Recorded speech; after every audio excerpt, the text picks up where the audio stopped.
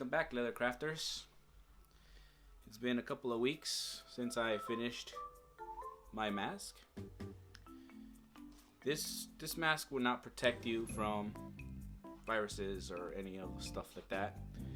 I do have a N95 mask that I took off the straps, and it fits pretty good right here.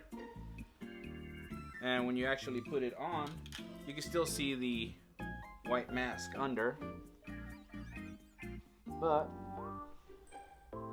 it fits good. I like it.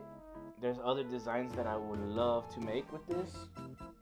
Sometimes when you put glasses on and you're breathing, your eyeglasses start getting fogged up, but it's all good. You can do it without your glasses, shades. Went to one of the stores with this mask. A lot of people were staring.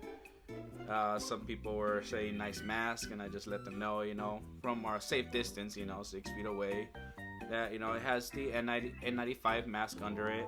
This is pretty much it. I got this pattern from Tony at punk.ro.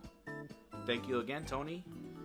I'll be making more, so I can have different designs. If you want to see me make more of these kind of masks, I know I have someone that wants me to get one of their purses and use their old purse, to make a mask like this, and just waiting to see how big the purse is. I guess they want me to make two. If you want to see more of this, don't forget to like, comment, subscribe.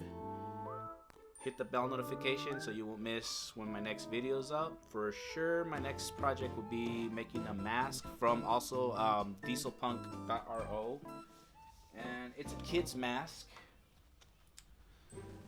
and that's what's gonna be. My 8-year-old is gonna help me make this one. He's gonna help me design, any tooling he wants on the beak, eyes, whatever color. It's up to him. I'm just gonna do all the cutting.